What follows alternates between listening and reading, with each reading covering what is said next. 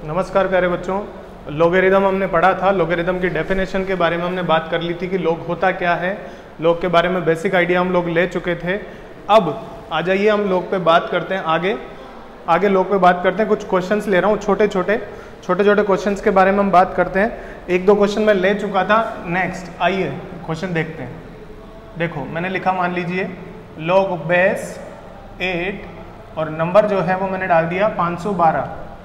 Number मैंने डाल दिया क्या, 512। मतलब इसका वैल्यू आपको निकालना है, इसका वैल्यू आपको निकालना है। अब जब हमें इसका वैल्यू निकालना है तो मैं क्या करूंगा बच्चों, क्वेश्चन को सॉल्व करने का तरीका मैं आप लोगों को बता चुका था कि इसका जो आंसर आएगा वो क्या होगा कि 8 की पावर आप क्या रखें कि 512 मिल जाए। 8 की पावर आप क्या रखें कि 512 मिल जाए। तो 8 की पावर क्या लेते हैं हम कि 512 आ जाए। 8 का क्यूब 512 होता है क्या, 8 की घात 3 512 होता है। तो इसका आंसर आने वाला है डायरेक्टली 3, ये दिखाई देता है हमें।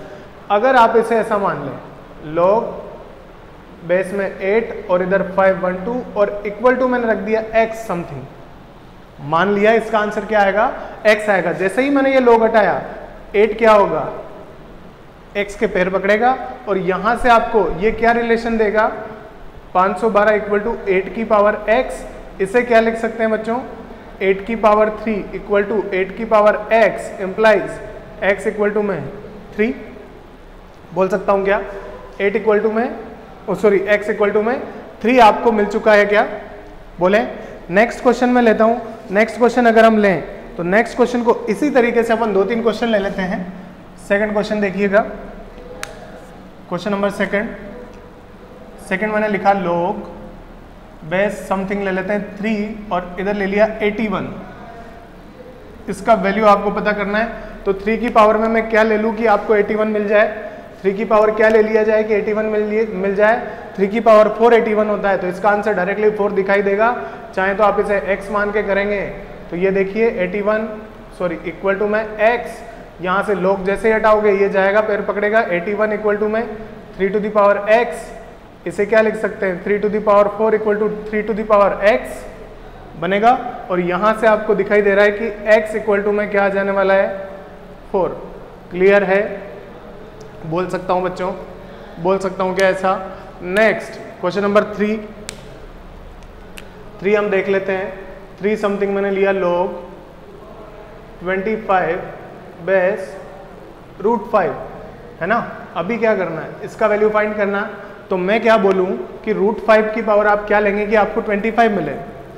√5 की पावर क्या लेंगे कि आपको 25 मिले, और इसे या तो x मान लें, √5 25 इक्वल टू x, हटाया पावर भेजा, 25 equal to √5 to the power x। इसे क्या लिख सकता हूं मैं, √5 की पावर 4 इक्वल टू √5 x। तो x का वैल्यू क्या मिल चुका है, 4। क्लियरली ये तीनों क्वेश्चन आप लोगों को समझ में आए होंगे क्या, बोलिएगा। ये तीनों क्वेश्चन आप लोगों को समझ में आए होंगे क्या। तीनों क्वेश्चंस को हम बोल सकते हैं ऐसा कुछ, बोलिए। आ जाएगा क्या प्यारे बच्चों, बोल सकता हूं मैं ऐसा कुछ, हो जाएगा। चलें आगे बढ़ते हैं हम। नेक्स्ट क्वेश्चन की मैं बात करता हूं, देखिएगा। क्वेश्चन मैंने लिखा थर्ड के बाद फोर्थ नंबर क्वेश्चन लेते हैं। इसमें लिखते हैं अपन log, जो वैल्यू ढूंढना है आपको, log कुछ बेस लिया 10 और इधर रख दिया 1, नंबर ले लिया 1। अभी क्वेश्चन क्या बोल रहा है कि आप 10 की पावर क्या लेंगे कि आपको आंसर में 1 दिखाई देगा। 10 की पावर क्या लूं, 10 की घात क्या लूं कि आपका आंसर क्या आ जाए, 1 आ जाए। इसी तरीके से पढ़ेंगे तो 10 की घात जब आप 0 लेंगे तब आपको 1 मिलेगा। मतलब इसका जो आंसर होगा बच्चों वो क्या आने वाला है, 0 आने वाला है। यहां से मैं लिख देता हूं, देखो ये पूछा जा रहा था log 10 1 इक्वल टू x। तो यहां से आपने जैसे ही log को हटाया 1 इक्वल टू 10 की पावर x, और यहां से दिख रहा है x का वैल्यू आप क्या लेंगे, 0। जब पावर में 0 डाला होगा तभी आपको इसका वैल्यू क्या मिलेगा, 1 मिलेगा। सिमिलरली एक और क्वेश्चन ले लेता हूं मैं, 5th। देखिएगा, मान लो मैंने यहां पे log बेस a और 1 इक्वल टू आपको कुछ फाइंड करना है, ठीक है। मैंने जो बेस लिया ना उसे अभी वेरिएबल मान लिया है, बेस को क्या मान लिया है, वेरिएबल मान लिया। ए की पावर क्या लूँ कि आंसर क्या आ जाए, 1 आ जाए। तो आप बच्चों ए की पावर क्या लेंगे, 0 लेंगे। मतलब सिंपली मुझे यहां से समझ में आ रहा है कि जब लोग के अंदर नंबर 1 होगा, जब लोग के अंदर 1 होगा तो आप बेस चाहे कुछ भी रखें। अब ये ए का वैल्यू कुछ भी ले सकता हूं ना, मैं 1 ले लूं, 2 ले लूं, 3 ले लूं, 4 ले लूं, 5 ले लूं, कुछ भी ले लूं, है ना भाई, कुछ भी इसका मैं वैल्यू ले लूं जो मेरे डोमेन में है, जो अपन ले सकते हैं, पॉजिटिव और नॉट इक्वल टू 1। तो यहां से आप कुछ भी लें, हमेशा आंसर इसका कैसा आएगा, 0 ही आएगा। आंसर हमेशा इसका कैसा आएगा बच्चों, 0 ही आएगा। ये श्योर है कि इसका आंसर हमेशा कैसा होगा, 0 होगा। तो इसे मैं एक प्रॉपर्टी बना दूंगा, इधर नोट डाल के लिख देता हूं मैं, आप ध्यान रखिएगा हमेशा। पहला पॉइंट, लोग बेस में कुछ भी हो 1 अगर रखा है आपने तो हमेशा इसका आंसर कैसा आने वाला है, 0। मतलब लोग 1 का वैल्यू क्या हो जाएगा प्यारे बच्चों, 0 हो जाएगा। लोग 1 का वैल्यू क्या हो जाएगा, 0 हो जाएगा। नेक्स्ट क्वेश्चन, क्वेश्चन नंबर 6 देखिएगा ध्यान से। मैंने लिखा लोग 10 और इधर 10, नंबर और बेस को मैंने सेम बना दिया, नंबर और बेस को मैंने सेम बना दिया। 10 की पावर क्या लिया जाए कि आंसर 10 आ जाए, मतलब 1। तो इसका वैल्यू क्या आने वाला है प्यारे बच्चों, 1 आने वाला है क्या। इसी तरीके से कुछ और ले लेते हैं। 7 लोग मैंने ले लिया मान लो 8 और नंबर भी 8, x मान लिया, लोग हटाया, ये गया 8 इक्वल टू में 8 टू दी पावर x, यहाँ 1 था, x इक्वल टू में क्या आया, 1। अब देखो यहां से समझ में आता है, अगर बेस और नंबर सेम होगा, अगर बेस और नंबर सेम होगा तो हमेशा लोग का आंसर क्या आने वाला है प्यारे बच्चों, 1। हमेशा आंसर क्या आने वाला है, 1 आने वाला है। तो सेकंड प्रॉपर्टी मैं इधर लिख देता हूं, सेकंड, लोग बेस और नंबर दोनों सेम अगर होंगे तो उसका आंसर हमेशा कैसा होगा, 1 होगा। उसका आंसर हमेशा कैसा होगा, 1 होगा। सही, क्लियर है, समझ में आया होगा। क्वेश्चन नंबर 8 देखिए, मतलब ये चीजें समझने के लिए मैं लिख रहा हूं छोटी छोटी, ठीक है। अभी देखना, मैंने यहां लिखा मान लो लोग नंबर लिया समथिंग 2 और बेस लिया बच्चों 1/2। इसका वैल्यू आपसे पूछा जा रहा है, नंबर आपने लिया 2 और बेस लिया 1/2, ठीक है। बेस 1/2 है और नंबर 2 है। चलिए इसे सॉल्व करते हैं। तो मैं इसका वैल्यू मान लीजिए ले लेता हूं समथिंग x के इक्वल, ठीक है। अभी जैसे ही मैं लॉग हटाऊंगा ये 1/2 इसके पैर पकड़ेगा, 1/2 इसके पैर पकड़ेगा। तो यहां से आपको क्या रिजल्ट मिलेगा बच्चों, यहां से मुझे रिजल्ट मिलेगा 2 इक्वल टू में 1/2 की पावर x। तो इसे मैं क्या लिख सकता हूं, 2 इक्वल टू 2 की पावर -x, 2 की पावर x ऊपर ले गए -x बन जाएगा, -x बनेगा, इधर पावर 1 है और इधर -x है, यहां से दिखता है 1 इक्वल टू में -x implies x equal to में -1, x इक्वल टू में -1। मतलब मुझे आंसर में क्या दिखाई पड़ा, -1। देखो क्या हुआ, बेस जो नंबर था उसका इनवर्स था, बेस जो है वो नंबर था उसका क्या था, प्रतिलोम, उसका क्या था, गुणन प्रतिलोम बोल सकते हैं अपन। गुणन प्रतिलोम मतलब मल्टीप्लिकेटिव इनवर्स, मल्टीप्लिकेटिव इनवर्स गुणन प्रतिलोम था। तब आपको आंसर क्या मिल रहा है, -1। ये क्लियरिफाई हुआ क्या, ये चीज क्लियरिफाई हुई। नेक्स्ट एक और एग्जांपल ले लेते हैं, मान लीजिए 9, मैंने इस बार क्या लिया, समथिंग नंबर लिया बच्चों 1/5 और बेस ले लिया 5, है ना।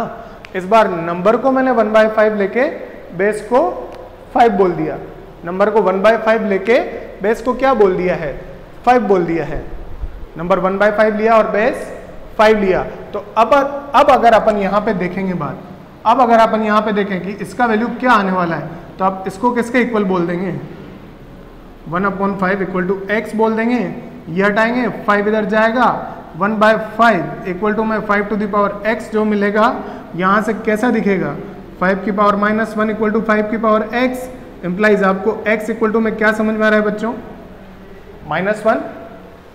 क्लियर है। तो यहां से मुझे बात पकड़ में आती है कि अगर नंबर और बेस एक दूसरे के गुणन प्रतिलोम या मल्टीप्लिकेटिव इनवर्स होंगे, गुणन प्रतिलोम है ना, और मल्टीप्लिकेटिव इनवर्स होंगे, तब आपको आंसर में हमेशा क्या आने वाला है, -1 आने वाला है। तो इसी को मैं अगर प्रॉपर्टी बना के ऐसा लिख दूं कुछ, देखिएगा, इसी को मैं प्रॉपर्टी बना के ऐसा कुछ लिख दूं, थर्ड देखो आपको मिला log a 1/a क्या आएगा -1, या फिर इसी को आप ऐसा लिख दो log बेस में 1/a और नंबर a, तो ये भी क्या आ जाएगा बच्चों -1।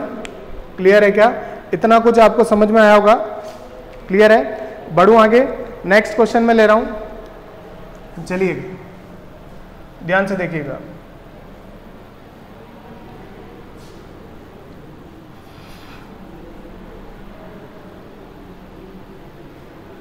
ध्यान से देखिएगा। अभी देखो यहां पे क्या होगा, मैंने एक क्वेश्चन लिया, क्वेश्चन नंबर 10 के बाद 11 आ जाएगा आपका। 11 मैंने लिया, देखो log बेस है √2 - 1 और नंबर लिया आपने √2 + 1। इसका वैल्यू आपको पूछा गया है, इसका वैल्यू आपको पूछा गया है। करना कुछ नहीं है, इसे सोल्व करने का मेथड जो आपका है वो फिक्स है कि आप इसे क्या मान लें बच्चों, x मान लें, √2 - 1 √2 + 1, ऐसा कुछ है। √2 - 1 √2 + 1, इसे आप क्या मान लें, x के इक्वल मान लें। तो अभी मैं जब सोल्व करूंगा, लोग हटाएंगे यहाँ से, ये पावर चला जाएगा, तो मुझे क्या दिखाई पड़ेगा, √2 + 1 इक्वल टू में √2 - 1 की पावर x। क्लियर है क्या? समझ में आया होगा? कर सकते हैं। अब देखिए ये साइड तो फिक्स है कि पावर x में आ रहा है, इसे जैसे आप रेशनलाइज करते हैं ना, परिमयकरण, उस तरीके से मैं इसे किससे मल्टीप्लाई करूं, √2 - 1 √2 + 1 से। क्या इसे मैं मल्टीप्लाई कर सकता हूं बच्चों? कर सकता हूं क्या? √2 - 1 √2 + 1, जब मैंने मल्टीप्लाई किया तो ऊपर क्या बन जाए, √2 - 1, सॉरी नीचे भी √2 - 1 आएगा, है ना। सेम जो नंबर होगा उसी से मल्टीप्लाई और डिवाइड किया जाता है। √2 - 1 √2 - 1, तो ये ऊपर वाली क्वांटिटी क्या बन जाएगी, √2 - 1 √2 + 1, a + b a - b a² - b²। तो ये आपको क्या देगा, ऊपर √2 का स्क्वायर 2 और -1, ऊपर तो 1 बनेगा और नीचे क्या आ जाएगा, √2 - 1 इक्वल टू √2 - 1 की पावर x। इस साइड को हम क्या लिख सकते हैं, √2 - 1 की पावर -1 इक्वल टू में √2 - 1 की पावर x। तो यहां से x इक्वल टू में क्या आया बच्चों, -1। देख पाए होंगे क्या? एक और नेक्स्ट क्वेश्चन देखिएगा, क्वेश्चन नंबर 12। छोटा सा मेरा क्वेश्चन है, क्वेश्चन देखिएगा ध्यान से। क्वेश्चन नंबर 12 मैंने लिखा log बेस में समथिंग 10 और नंबर 0 लिया, आपको इसका वैल्यू बताना है। log बेस में 10 ले लिया और नंबर ले लिया मैंने 0, आपको इसका वैल्यू बताना है। इसका वैल्यू क्या होगा, बता सकते हैं क्या देख के? इसका वैल्यू क्या होगा? इसका वैल्यू देखो, हम जानते हैं बच्चों, जब कभी आप log की बात करते हैं तो log को मैंने समथिंग ऐसा लिखा है ना, ये log है, तो हम जानते हैं कि जो a होता है वो पॉजिटिव होता है एंड नॉट इक्वल टू 1, और n होता है हमेशा कैसा होता है, पॉजिटिव। मैंने बोला था log को पॉजिटिव चीजें पसंद है, log को पॉजिटिव चीजें पसंद है। log के पास जो भी होगा वो सब पॉजिटिव होगा, log के पास जो भी होगा पॉजिटिव होगा, नेगेटिव कभी नहीं आएगा और 0 भी नहीं आएगा। पॉजिटिव है मतलब 0 और नेगेटिव नंबर्स नहीं होने चाहिए। तो आपने यहाँ पे 0 डाला, मतलब ये टर्म नॉट डिफाइंड होगा, ये टर्म डिफाइंड नहीं होगा। क्लियर है? log के डोमेन में ही नहीं है 0, आप n को हमेशा 0 से बड़ा लेंगे। तो ये वाला टर्म कैसा हो जाने वाला है बच्चों, ये वाला टर्म कैसा हो जाने वाला है, नॉट डिफाइंड टर्म। ये टर्म कैसा हो जाने वाला है, नॉट डिफाइंड टर्म। क्लियर है? ये बात समझ में आती है आपको? चलिए अब आगे बात करते हैं, अपन आगे बात करते हैं ये बेसिक log की डेफिनेशन, और कुछ हमने log को सॉल्व करना देखा कुछ हद तक, ठीक है। अब अपन बात करते हैं ये जो log होगा, ये जो log होगा इसके ग्राफ के बारे में आ जाइए। इसके ग्राफ के बारे में मैं बात कर लेता हूं, ठीक है। ग्राफ ऑफ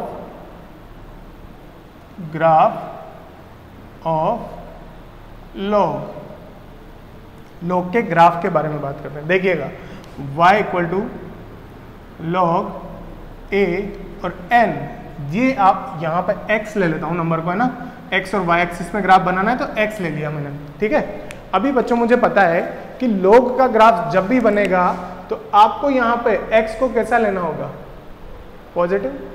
जानते हैं अपन एक्स को हमेशा पॉजिटिव लोगे तो मुझे समझ में आता है कि जो लोग का ग्राफ बनेगा ना, जो लोग का ग्राफ बनेगा वो सिर्फ और सिर्फ पॉजिटिव एक्स एक्सिस को कवर करेगा।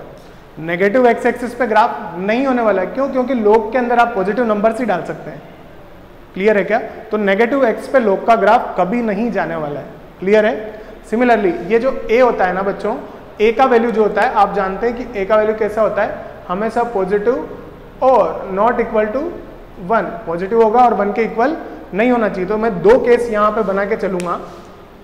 केस 1, यहां पे दो केस बनते हैं आपके। केस 1, पहला केस बनेगा, उस केस में आप बेस को 1 से बड़ा लेते हो, और दूसरा केस लेता हूं केस 2, जिसमें आप जो बेस होगा उसे 0 से बड़ा और 1 से छोटा लेंगे। सही है? एक बार 1 से बड़ा लिया, एक बार 1 से छोटा लिया। जब कभी हम बेस को बच्चों 1 से बड़ा लेंगे, जब कभी आप बेस को 1 से बड़ा लेंगे तो लोग का जो ग्राफ होगा वो समथिंग ऐसा कुछ दिखाई देगा, है ना। y equal to log base a x, ये फोटो ऐसा दिखाई देगा। ये जो पॉइंट आएगा 1,0 होगा। x का वैल्यू आपने 1 डाला तो y का वैल्यू हमेशा 0 आता ही हम जानते हैं।